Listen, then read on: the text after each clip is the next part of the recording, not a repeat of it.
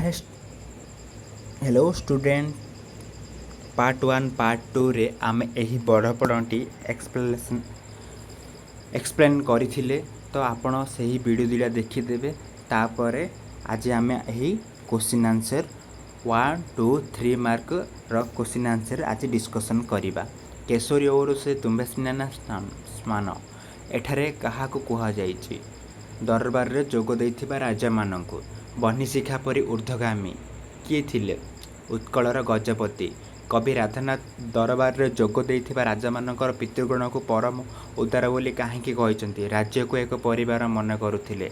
कविंक समय रे राजा प्रजा संपर्क किपरि थिला बाजपार भली दरबारी राजा माने प्रजा मानक किपरि भयभीत करुथिले विदेशी बंधुक देखाई दरबार रे जोग दैथिबा राजा मानकर सर्वस्व कौन थिला गंथा कर दुखी रखी को शोषण करी राजा माने विदेशी को कौन खुआउथिले कुकुटांड राजा माने किपरि निजर मालखाना पूर्ण करुथिला जरिमना करी धन अर्जन सफलता केउठी थाए सुबेयरे विश्वविजय आलेक्जेंडर समुद्र कूल रे पहुँची काहेकि कांदी पकाइथिले जय करने को आउ राज्य नथिबारु आसीथिली फेरीगली शून्य हस्ते उक्तटी कहार विश्वविजय आलेक्जेंडर भंगा माठियारू पानी बोहिजिबा परी मनीष जीवन रो कौन सरी जाए आयु मृत्यु बहु दूर अच्छी बोली मन करी जे हसुए तार किपरि गति घटे हसी हसी मृत्यु ता पछरे आसी बसी जाए आयु बढ़ीगले जीवन में मायार प्रभाव किपरि हुए छाया परी बढ़ी जाए विधाता धर्मरूपक पथ गढ़ी कहीं संसार रूपक बारिधि को अतिक्रम करने एबे आलोचना करबा संक्षिप्त प्रश्न उत्तर बड़पण कविता राधानाथ राय केउं काव्यरू आसी दरबार काव्यरू आसी दरबार रे जोग देथिबा राजा और जमींदारी माने कौन बिकी भांगी खाउछंती दरबार रे जोग देथिबा राजा और जमींदारी माने पूर्वपुरुषर अम्लान कीर्ति जश आदि को बिकी भांगी खाउथिले बा प्रतिष्ठा आदि को बिकी भांगी खाउथिले किए बन्ही शिखा परी सदा ऊर्ध्वगामी थिले आगकालर उत्कलर स्वामी माने बन्ही शिखा परी ऊर्ध्वगामी थिले। बन्ही शिखार धर्म कौन बन्ही शिखार धर्म है ऊर्ध्वगामी हेबा। जलधारार धर्म कौन जलधारार धर्म है अधगति बा निम्नगामी। पूर्व राजा मानकर वंशधर होई आजिर राजा जमीदार मानकर किपरि अवस्था होई अछि पूर्व राजांकर वंशधर होई आजिर राजा जमीदार मानकर बाजपारा अवस्था होई अछि। दरबार रे जोग देथिबा राजा मानकर पितृगण किपरि थिले दरबार रे जोग देथिबा राजांकर पितृगण थिले परम उदार केउ माने राज्य को निज परिवार परि मन करुथिले पूर्वपुरुषर राजा बा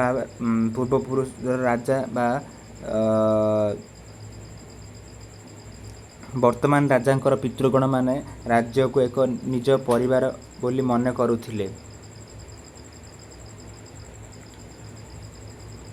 एबे राजा और प्रजा संपर्क किपरि बोली कहुए एबे राजा और प्रजा संपर्क बाजपार भरी राजभोगर अभिलाष प्रजा ठारू कौन काढ़ी नेला राजा भोगर अभिलाष प्रजा ठारू श्रमार्जिता ग्रास काढ़ी नेला। देशी होई राजा माने केउ विदेशी नीति अवलंबन करुथिले देशी होई राजा माने निर्मम विदेशी सर्वसम्म नीति अवलंबन करुथिले। प्रजा चित्त को पूर्व राजा माने किपरि बांधि रखुथिले प्रजा चित्त को पूर्व राजा माने बात्सल्य परी बांधि रखुथिले किए विदेशी संगिनी रे प्रजा मान को भयभीत करुथिले राजा बा सही कविंक समय राजा बा राजा बा सही देशी राजा संगिनी रे प्रजा मान को भयभीत करुथिले। आजिर राजा मानकर सर्वस्व कौन आजिर राजा मानकर सर्वस्व गंथा घर आजिर राजधर्म किपरि बोली कहा जाइछि आजिर राजधर्म प्रजाधन बुहा बोली कहा जाइछि केउ मानकु कान कुहा बोली कहिचंती कवि मंत्री मानकु कान कुहा बोली कहिचंती। दुखी रंकी को तंडी राजागण विदेशी को कौन खुआउथिले दुखी रंकी को तंडी राजागण विदेशी को कुकुटांड खुआउथिले। कांडपृष्ठ हुंडा बोली केउ मानकु कहा जाइछि कांडपृष्ठ हुंडा बोली ज्ञानशून्य अस्त्र व्यवसायी मानकु कहा जाइछि। प्रजा मध्यरे किए पाप वृद्धि को मनासुथिले ପ୍ରଜାଙ୍କ ମଧ୍ୟରେ ରାଜା ପ୍ରାପବୁଦ୍ଧିକୁ ମନାସୁଥିଲେ। ରାଜାମାନେ କିପରି ନିଜର ମାଲଖାନା ପୂରଣ କରୁଥିଲେ? ରାଜାମାନେ ଜରିମନା କରି ବା ଧନ ଦ୍ୱାରା ନିଜର ମାଲଖାନା ଭରୁଥିଲେ। କେଉଁ ଚିନ୍ତା ବିନା ରାଜାମାନଙ୍କର ଅନ୍ୟ ଚିନ୍ତା ନଥିଲା? ଧନ ଚିନ୍ତା ବିନା ରାଜାମାନଙ୍କର ଅନ୍ୟ ଚିନ୍ତା ନଥିଲା। ଜାଗ୍ରତ ଓ ସ୍ୱପ୍ନରେ ରାଜାମାନଙ୍କର କେଉଁ ଲାଳସା ଜାତ ହେଉଥିଲା? ଜାଗ୍ରତ ଓ ସ୍ୱପ୍ନରେ ରାଜାମାନଙ୍କଠାରେ ଧନର ଉପାର୍ଜନ ଲାଳସା ଜାତ ହୋଇଥିଲା। ଧନର ସାଫଲ୍ୟ କେଉଁଥିରେ ଥାଏ? ଧନର ସାଫଲ୍ୟ ସୁବ୍ୟୟରେ ଥାଏ। କିଏ ଧନକୁ ଜଗି ବସୁଥାଏ? ଯକ୍ଷ ଧନକୁ ଜଗି ବସୁଥାଏ। ରାଧାନାଥ କାହାକୁ ସ୍କନ୍ଦର ବୋଲି କହିଛନ୍ତି? ବିଶ୍ୱବିଜେ ଆଲେକଜାଣ୍ଡରଙ୍କୁ। ସ୍କନ୍ଦର କାହିଁକି କାନ୍ଦୁଥିଲେ? କାରଣ ଜିଣିବାକୁ ଧରାଖଣ୍ଡ ନଥିବାରୁ। ଆସିଥିଲି ଫେରିଗଲି ଶୂନ୍ୟହସ୍ତେ। କିଏ କହିଛନ୍ତି? ବିଶ୍ୱବିଜୟୀ ଆଲେକଜାଣ୍ଡର। ଲକ୍ଷ୍ୟ ଶୋଷୀ ବୋଲି କାହାକୁ କୁହାଯାଇଛି? ଲକ୍ଷ ଲକ୍ଷ ଲୋକଙ୍କର ଶୋଷଣକର୍ତ୍ତାକୁ ଲକ୍ଷ୍ୟ ଶୋଷୀ ବୋଲି କୁହାଯାଇଛି। ରାଜା ଓ ଜମିଦାରମାନେ କାହିଁକି ପ୍ରଜାଙ୍କୁ ଶୋଷଣ କରୁଥିଲେ? ଗଣିକା, ଓକିଲ, ଛାମୁଆ ଆଦିକୁ ପୋଷିବା ଲାଗି ରାଜା ଓ ଜମିଦାର ପ୍ରଜାଙ୍କୁ ଶୋଷଣ କରୁଥିଲେ। ପାପବିତ୍ତ କିପରି ଅର୍ଜିତ ହୁଏ? ପ୍ରଜାରକ୍ତ, ସ୍ୱେଦ ଓ ଲୋତକରେ ପାପବିତ୍ତ ଅର୍ଜିତ ହୁଏ। ଭଙ୍ଗା ମାଠିଆରୁ ପାଣି ବୋହିଗଲା ପରି କ'ଣ ପ୍ରତିକ୍ଷଣ ବୋହିଯାଉଛି? ଆୟୁ।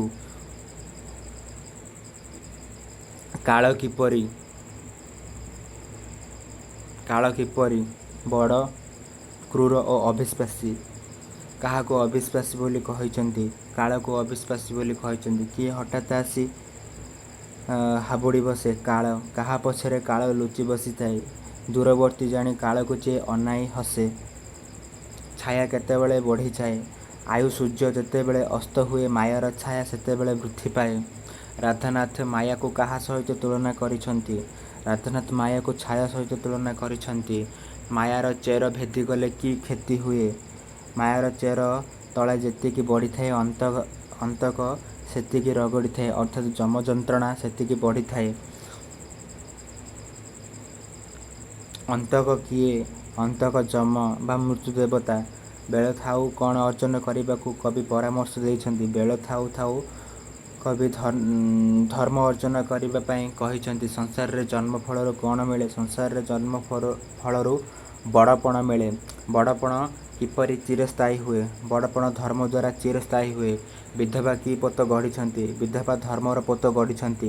ଭଗବାନ କାହିଁକି ଧର୍ମର ପୋତ ଗଢ଼ିଛନ୍ତି? ସଂସାର ରୂପକ ବାରିଧିକୁ ପାର ହେବା ପାଇଁ ଭଗବାନ ଧର୍ମର ପୋତ ଗଢ଼ିଛନ୍ତି। ସଂସାରରୁ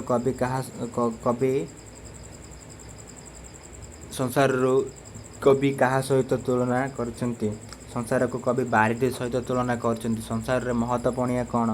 ସଂସାରରେ ମହତପଣିଆ ହେଉଛି ଧର୍ମ। ସଂସାରରେ ସବୁ ବଡ଼ପଣକୁ କବି କାହା ସହିତ ତୁଳନା କରିଛନ୍ତି? ସଂସାରରେ ସବୁ ବଡ଼ପଣକୁ କବି ତ୍ୱକସାର ବଡ଼ପଣ ବା ଅଢ଼େଇ ଦିନିଆ ବୋଲି କବି କହିଛନ୍ତି। ଦିଲୋକ ସାଧୁନୀ ବୋଲି କବି କାହାକୁ କହିଛନ୍ତି? ଦିଲୋକ ସାଧୁନୀ ବୋଲି କବି ସ୍ୱର୍ଗଲୋକ ଓ ମର୍ତ୍ତ୍ୟଲୋକରେ ଯେଉଁମାନେ ବଡ଼ପଣ ଅର୍ଜନ କରିଛନ୍ତି ସେମାନଙ୍କୁ କହିଛନ୍ତି। କେଉଁ ବଡ଼ପଣରେ ମତି ବଳାଇବାକୁ କବି କହିଛନ୍ତି? କବି ତ୍ୱକସାର ବଡ଼ପଣରୁ ବା ଲାଳସାରୁ ମତି ବଳାଇବା ପାଇଁ କବି ପରାମର୍ଶ ଦେଇଛନ୍ତି।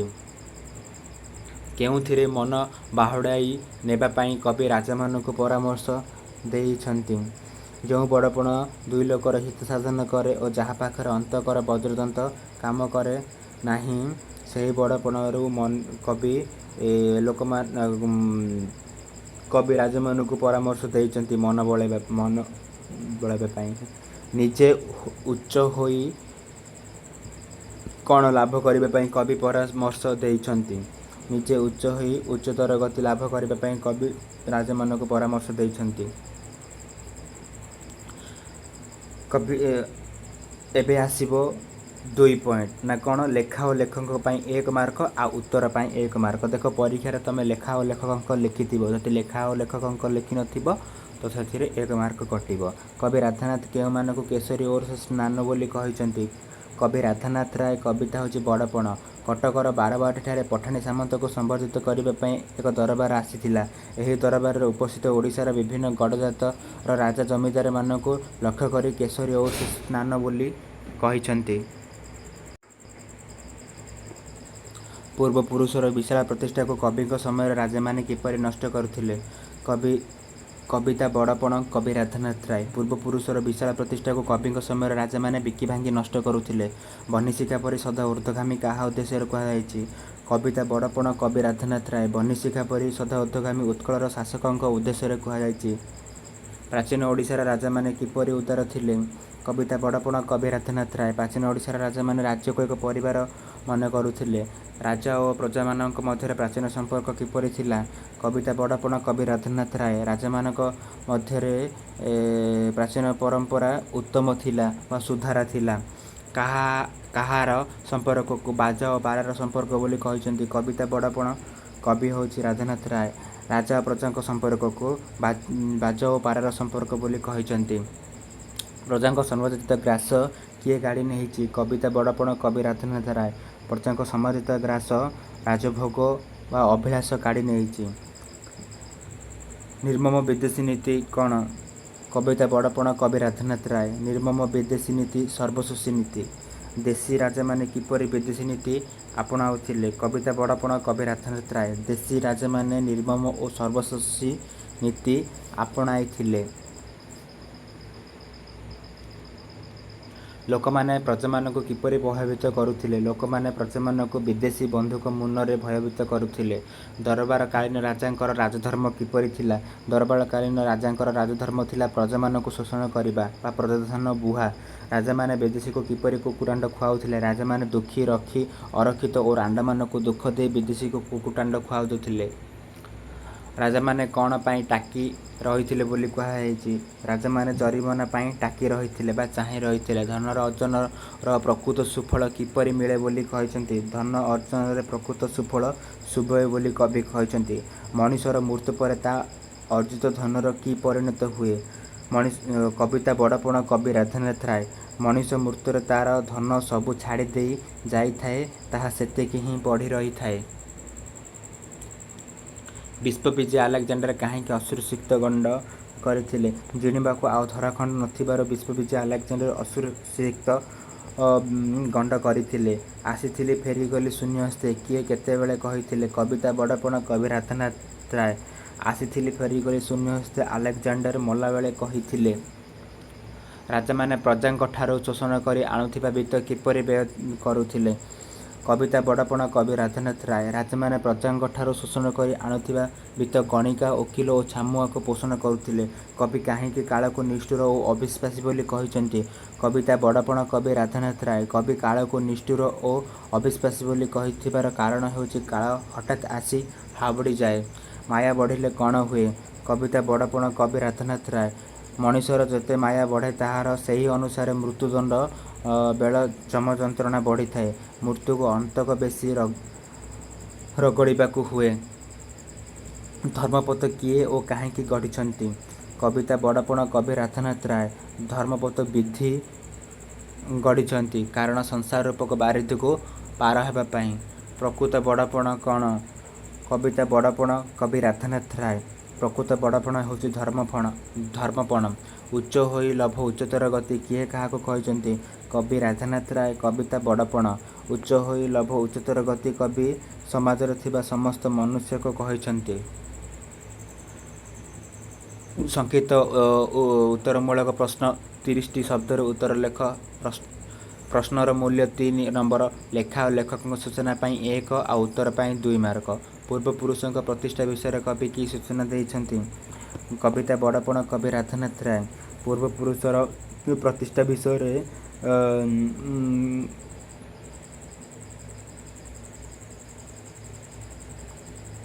ना उत्तर कौन। गंगा ठार गोदावरी पर्यंत दिने यही उत्कलर कीर्ति कार्य व्यापी जाइथिला। बहिशत्रु ए देश को आक्रमण करने को प्रासाद गणुला। एवं एकाम्र कानन लिंगराज मंदिर और कोणार्क मंदिर उत्कलीय चारुकला वीरत्व भास्वर हो रही। राजा मानक पितृ पुरुषों पाखरे केशरीर बल थिला। उत्कलर पूर्व सम्राट मानक परिचय किपरि थिला। कविता बड़पण कवि राधानाथ राय। उत्कलर पूर्व सम्राट तांकर प्रतिभू बजाय रखिथिले। सेमाने सदा सर्वदा बनिशिखा परि ऊर्ध्वगामी थिले। विभिन्न प्रतियोगितार भाग नहीं विजयी हेबा पई सजग रहुथिले।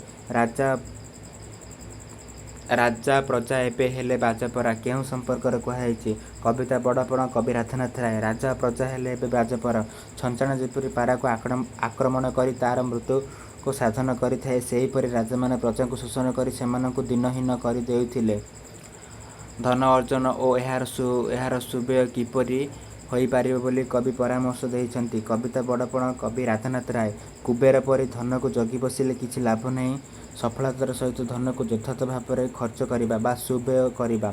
ଆଲେକଜାଣ୍ଡାରଙ୍କ ଶେଷ ଇଚ୍ଛା କ'ଣ ଥିଲା? କବିତା ବଡ଼ପଣ କବି ରାଧାନାଥ ରାୟ।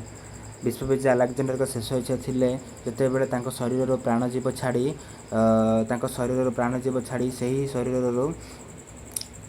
ସେହି ଶରୀରକୁ କୋକେଇରେ ନେବା ଏବଂ କୋକେଇର ଦୁଇ ହାତକୁ ଦୁଇ ପାର୍ଶ୍ୱରେ ଝୁଲାଇବା। ଜଗତ ଦେଖିବେ କି ଆସିଥିଲି ଫେରିଗଲି ଶୂନ୍ୟହସ୍ତେ।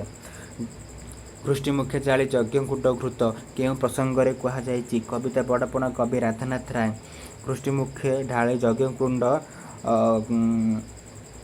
ଅର୍ଥ ପାପାର୍ଜିତ ଧନ ଗ୍ରହଣ କରି ଲୋକମାନଙ୍କ ପାପ ଅର୍ଜନ କରି ଚାଲିଛନ୍ତି। ଘୁଷୁରି ମୁଖରେ ଘିଅ ଢାଳିବା ପରି ଯାହା ପାପ ଅର୍ଜିତ ଧନ ଗ୍ରହଣ କରି ପାପ ଅର୍ଜନ କରିବା, ତାହା ଉକ୍ତ ପଂକ୍ତିଟିକୁ ପାପ ଅର୍ଜନ ପ୍ରସଙ୍ଗରେ କୁହାଯାଇଛି। ରାଜା ଓ ଜମିଦାରଙ୍କ ଅର୍ଥ କିପରି ଅପବ୍ୟୟ ହେଉଥିଲା ବୋଲି ଉଲ୍ଲେଖ କରିଛନ୍ତି। କବିତା ବଡ଼ପଣ କବି ରାଧାନାଥ ରାୟ। ରାଜା ଜମିଦାରମାନେ ଗଣିକା, ଓକିଲ ଓ ଛାମୁଆକୁ ପୋଷି ଅର୍ଜିତ ଅର୍ଥକୁ ଅପବ୍ୟୟ କରିଥାନ୍ତି। ମଣିଷ ଜୀବନରେ କାଳର ମହତ୍ତ୍ୱକୁ କବି କିପରି ବର୍ଣ୍ଣନା କରିଛନ୍ତି? କବିତା ବଡ଼ପଣ କବି ରାଧାନାଥ ରାୟ। କାଳର ଅର୍ଥ ହେଲା ମୃତ୍ୟୁ। ସେ ସର୍ବଶକ୍ତିବାନ ଏବଂ ସର୍ବକ୍ଷେତ୍ରରେ ତାର ସ୍ଥିତି ଦିବ୍ୟମାନ। କାଳ ଅବିଶ୍ୱାସୀ, ବଡ଼ କ୍ରୂର। ଯିଏ କାଳ ଦୂରବର୍ତ୍ତୀ ଅଛି ବୋଲି ମନେ କରୁଥାଏ, କାଳ ତା ପାଖକୁ ଆଚମ୍ବିତ ଆସି ପହଞ୍ଚିଥାଏ। ଏମିତି 2-3 ବାକ୍ୟ ଲିଖିତ। କେଉଁ ଦୁଃଖରୁ ନିସ୍ତାର ଲାଭ କରିବା ପାଇଁ ହୁସିଆର ହୋଇ ରହିବାକୁ କବି ପରାମର୍ଶ ଦେଇଛନ୍ତି? କବିତା ବଡ଼ପଣ କବି ରାଧାନାଥ ରାୟ। ମନୁଷ୍ୟର ମାୟା ଯେତେ ବଢ଼ିଯିବ, ଯମ ଯନ୍ତ୍ରଣା ମଧ୍ୟ ସେତିକି ହେବ। ତେଣୁ ସେହି ଯମ ଯନ୍ତ୍ରଣାରୁ ରକ୍ଷା ପାଇବା ପାଇଁ ଧର୍ମ ଅର୍ଜନ କରି ଯମ ଯନ୍ତ୍ରଣା ପାଇଁ ଆଗରୁ ହୁସିଆର ହେବାକୁ କବି କହିଛନ୍ତି। ଜନ୍ମ ଅନୁରୂପରେ ପାଇଥିବା ବଡ଼ପଣ ସଫଳ ହେବ କିପରି? କବିତା ବଡ଼ପଣ କବି ରାଧାନାଥ ରାୟ। ମନୁଷ୍ୟ ବେଳ ଥାଉ ଥାଉ ଧର୍ମ ଅର୍ଜନ କରି ଧର୍ମ ଅନୁରୂପ କର୍ମଫଳ ଦେଖାଇବା ଉଚିତ। ଏହି ସମୟରେ ଜନ୍ମଗ୍ରହଣ କରି ଧର୍ମ ଅର୍ଜନ ଦ୍ୱାରା ବଡ଼ପଣକୁ ସୁଫଳ କରିହେବ ବୋଲି କବି କହିଛନ୍ତି। ଉଚ୍ଚତର ଗତି କିପରି ଲାଭ କରିବା ପାଇଁ କବି କହିଛନ୍ତି? କବିତା ବଡ଼ପଣ କବି ରାଧାନାଥ ରାୟ। ମନୁଷ୍ୟ ଧର୍ମ ଅର୍ଜନ କରି ତଥା ଆଧ୍ୟାତ୍ମିକ ଭାବରେ ବଶବର୍ତ୍ତୀ ହୋଇପାରିଲେ ଉଚ୍ଚତର ଗତି ଲାଭ କରିପାରିବ। ବଡ଼ପଣ ନିନ୍ଦା କବିତାର ଯଥାର୍ଥ ବିଚାର କର। କବିତା ବଡ଼ପଣ କବି ରାଧାନାଥ ରାୟ।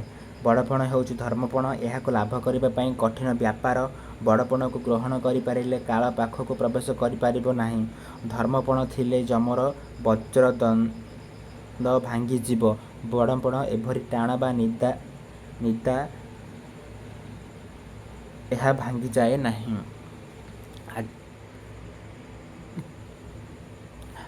ଆଜି ଏହାର 1 ମାର୍କ, 2 ମାର୍କ, 3 ମାର୍କ ବଡ଼ପଣର ସରିଲା। ମୁଁ ନେକ୍ସଟ ଭିଡ଼ିଓରେ ବଡ଼ପଣର ଲଙ୍ଗ କ୍ୱେଶ୍ଚିନ୍ ଅପଲୋଡ଼ କରିବି। ସେଥିପାଇଁ ସବସ୍କ୍ରାଇବ୍ କର, ଲାଇକ୍ କର, ସେୟାର କର। Thank you.